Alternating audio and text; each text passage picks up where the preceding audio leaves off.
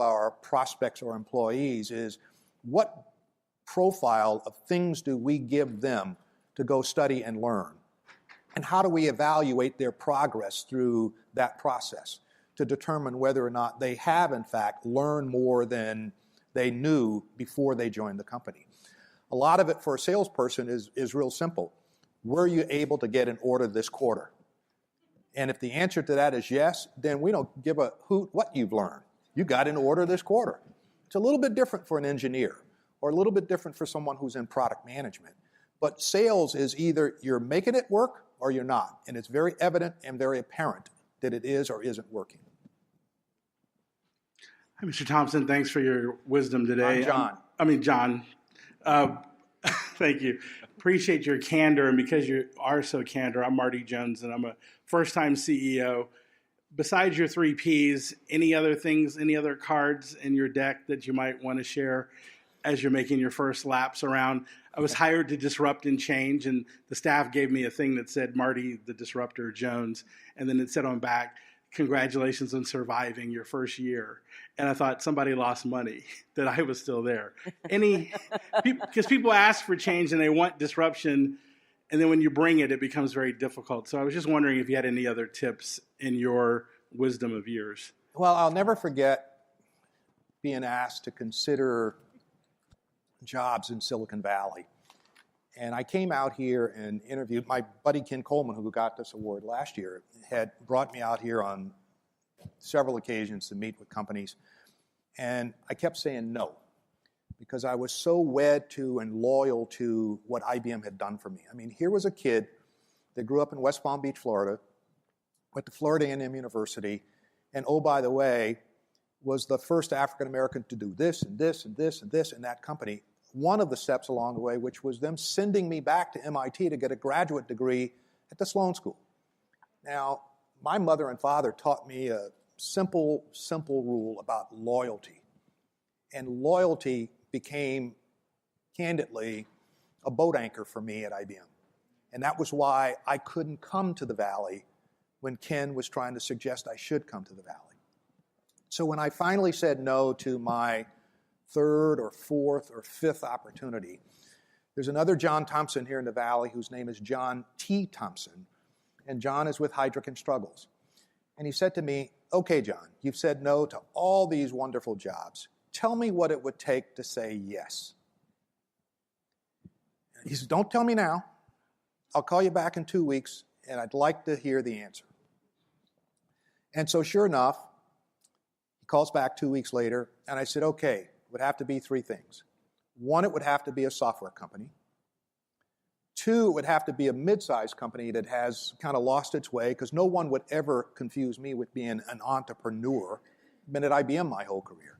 And 3, it would have to be the top job, not the head of sales, which is what all the jobs were that people were pursuing me for. And he says, okay, fine, got it. Well, about 9 months later, he called back and said, okay, I've got a job for you.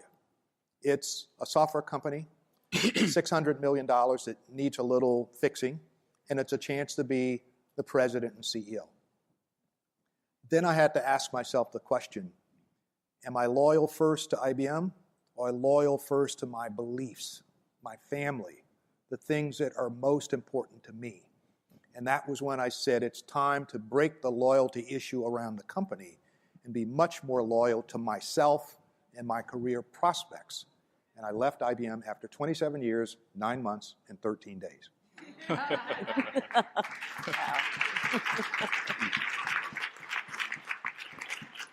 And we have John, thank you very much for those insightful remarks. I'm David Wilson, president of Morgan State University in Baltimore. I know it well. Thank you. Thank you very much. We have a very, very strong value proposition at Morgan with regard to STEM. We are number 1 in the United States in producing African-American electrical engineers. We're number 1 in the U.S. in producing African-American civil engineers, and number 1 in the U.S. in producing African-American industrial engineers. And we're number 4 in the U.S. in producing Black engineers in all fields. And so... That's awesome.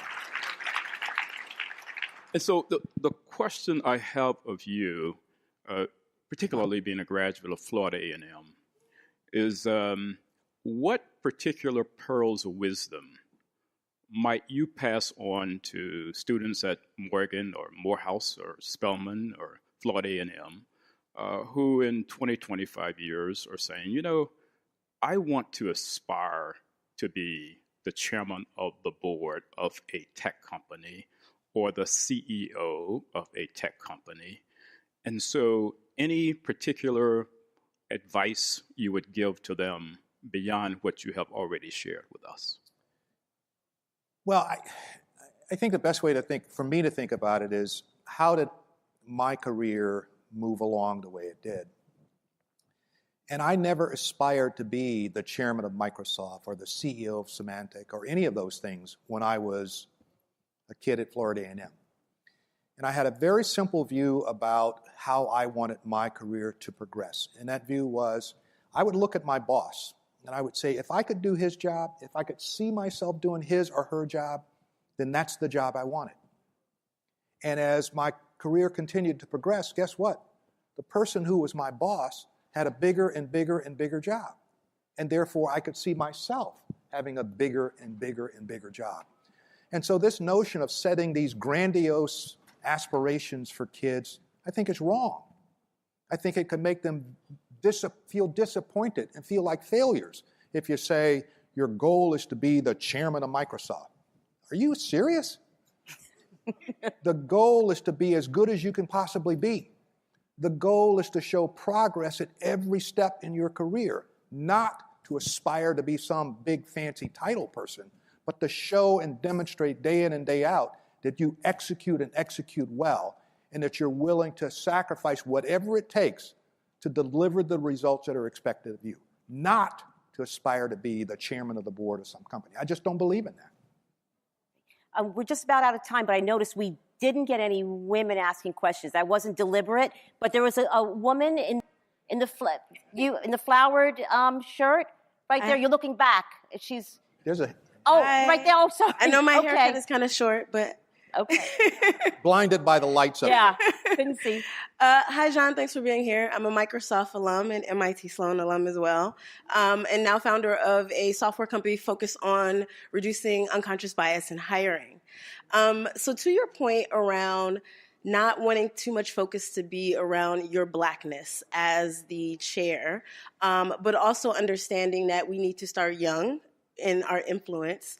Oftentimes youth over-index on careers where they've seen a track record of success, right? So Asians have pursued STEM because that's where their predecessors have been successful. So if you don't want to pursue impact by being a household name as the first Black chairman of a major technology company, where do you see yourself making the biggest impact for the youth that often can't be what they don't see? Wow. So look, my wife and I put a lot of money back into the communities that we've lived in. And it's all about the kids. And while clearly my career has some attributes to it that people might look at and say, I aspire to be like John, I'm okay with that. But I think foundationally, I have to focus on, are we preparing the kids to be successful?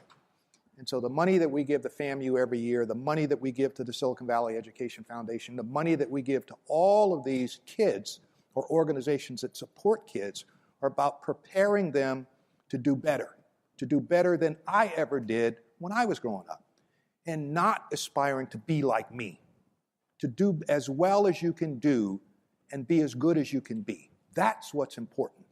And if we want to dangle role models in front of people all the time, I'm okay with that. If that's what you want, you do that. I never did that. Oh, by the way, all of my mentors when I was growing up as a young African American at IBM, every one of them was white. Every one of them.